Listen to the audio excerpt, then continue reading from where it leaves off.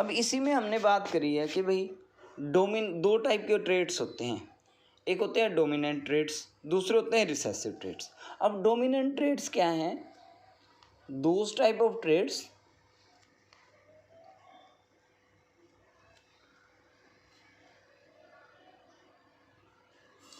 which express themselves in the presence of another।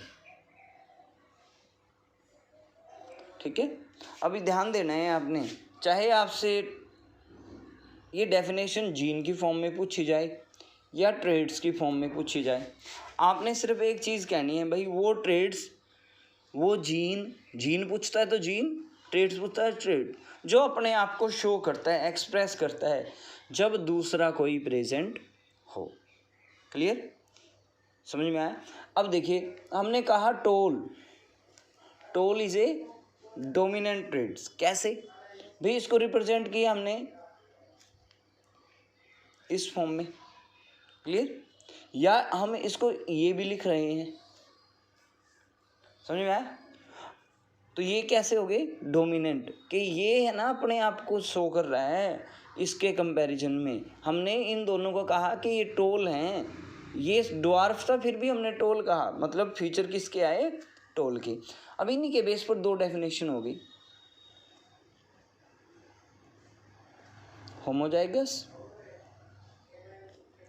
और heterozygous. समझा? अब आपसे पूछता है होमोजाइगस एलील या ट्रेड्स। ठीक है, एलील्स भी वर्ड आपने याद रखना है, एलील्स। एनसीईआरटी में आपको बहुत अच्छे से लिखा है, एलील्स क्या है? अल्टरनेटिव फॉर्म ऑफ जीन है।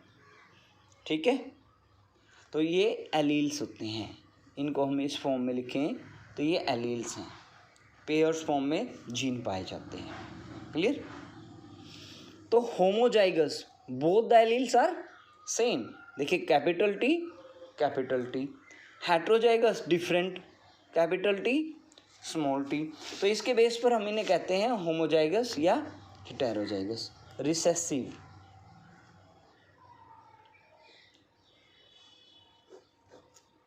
रिसेसिव जीन या trades.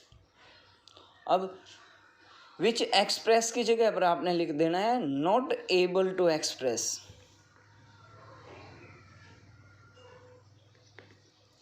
In the presence of another gene या अनदर ट्रेड। अब देखिए, हमने ये कहा ना, ये हमने कहा डोमिनेंट है, ये हमने कहा रिसेसिव है। ठीक है,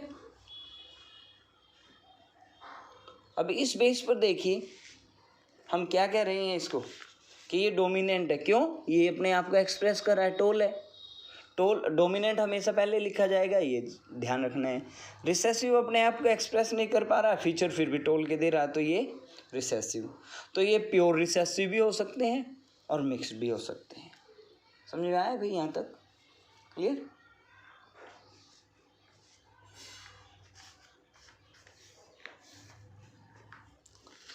अब आगे चलते हैं हम थोड़ा सा, अब लॉ पर बात कर लेते हैं। ठीक है, या आपसे एक छोटी सी और बीच में बात कर ली जाए, कॉन्ट्रास्टिंग ट्रेड्स।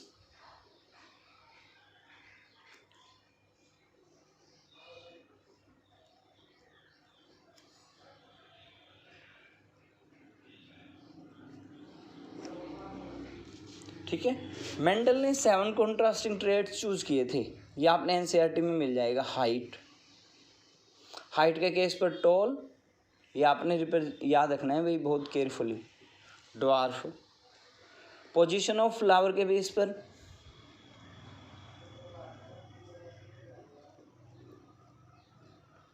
दो टाइप की होती है, एक्सिलरी, ये आपने 11th क्लास में पढ़ा, एक्सेल पर है या टॉप पर है, terminal.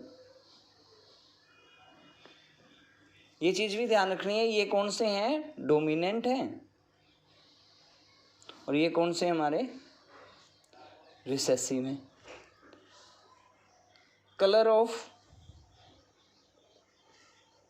Seed, colour of shape of seed, ये दो हो जाते हैं। कलर में बात करें तो आपको ये कहा जाता है कि भी कलर कैसे हैं, जो है येलो है या ग्रीन है। तो आप शेप की बात करते हो तो राउंड या रिंकल्ड की बात आ जाती है। कलर की बात आती है तो येलो ग्रीन की बात आ जाती है। ठीक है, तो ऐसे ही फ्लावर कलर भी आ जाते हैं। कलर ऑफ फ्लावर,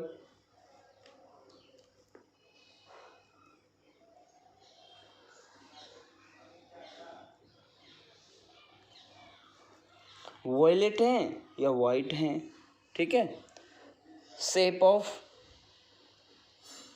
पोड आ जाती है। क्लियर, शेप ऑफ पोड का मतलब होता है फली। फली में आप दो केस पढ़ते हो, इनफ्लेटेड है या कंस्ट्रक्टेड है।